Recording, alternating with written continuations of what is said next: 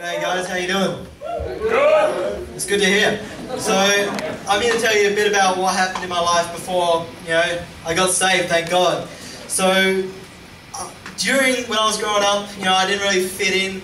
At school, I never really had that many friends. I had probably a group of 2 friends, but then I changed schools.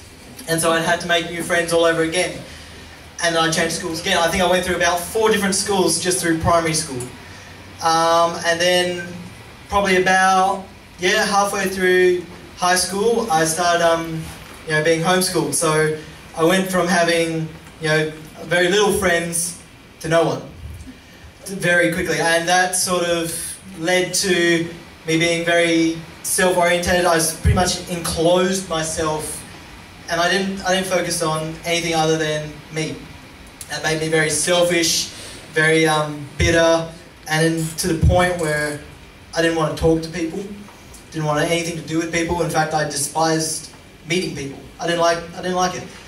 And because I was so self-centered, so self-driven, I became very, spiteful about everything. But then eventually I was forced to get a job, because I had to get a job. I was out of money. I needed something. So I started up doing a pre-app, and I started doing cabinet making, and immediately, pretty much the first week working at my job, I absolutely hated it. Hated the people I worked with, hated everything about it. And hey, they're not the most easiest people to get along with, but about 6 months in working there, I was very close to getting my license.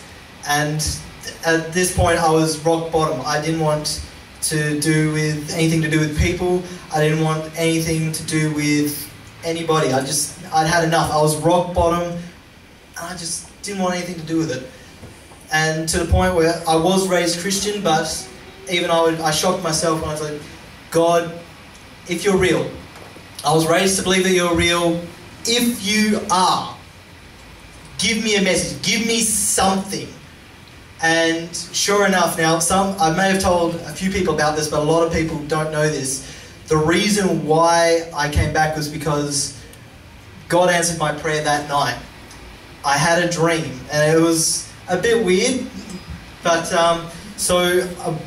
what happened was, in this dream, I was basically in a massive courtroom with probably about thousands upon thousands of other people, and we're all just lining up, and just rows and rows of people, and then all of a sudden they start disappearing. They just disappear one by one to the point where I'm standing alone with just a single spotlight pointed on me, and that was it. I woke up, and I was just like, that was intense, okay?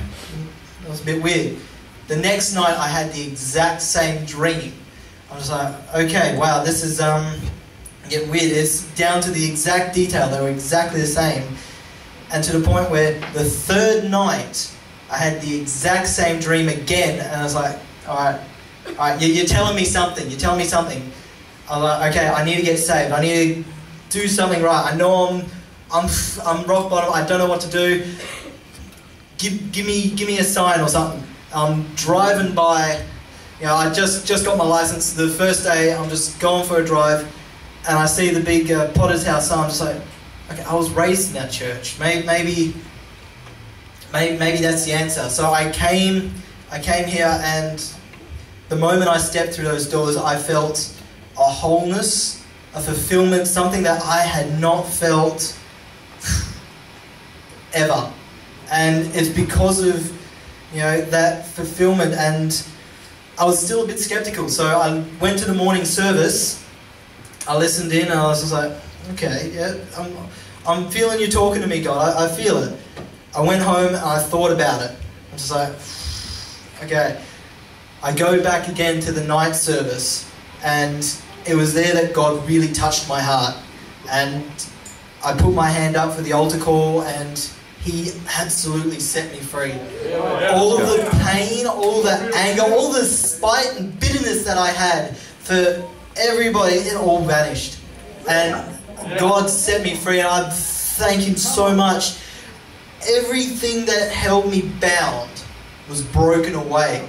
And I can guarantee if any of you feel the exact same way, if you don't like, people, if you've got angerness, bitterness, self-doubt, anything, Jesus can wash it away. Jesus can set you free. He set me free. He can set all of you guys free. There's going to be an altar call tonight. I urge you guys to accept it because it's the best decision you guys could ever make in your entire life. 100%. That is literally my life 180.